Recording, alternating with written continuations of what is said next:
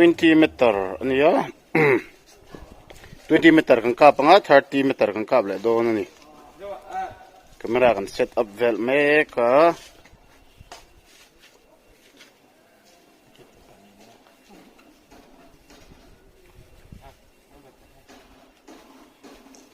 wala hianin NX200 le NX100 kan kap chin do na 20 meter le 30 meter at kan kap do ni kemi de pahni hin ya te NX100 ne hei hi NX200 ne NX100 a chuna man to battery kan ya NX200 ne hei hi kan lo kap chanang o ti hin NX100 le NX200 profile chu Prissy Hall official website a andang angin kan lo tilanga kan thria tur chu FPS anda hi Sinai Ukraine hiamin an tidu khop me company ho hian FPS asan theinan heta kan lo mana agrain sang kan man tak chi a hi chun hetia FPS sang hi anipha chi a lo ti kha kan soilang ve du thum hrima ti hianin ngundein an en taila a profile tlang pu chu ka soi khar lo nga alang thei ome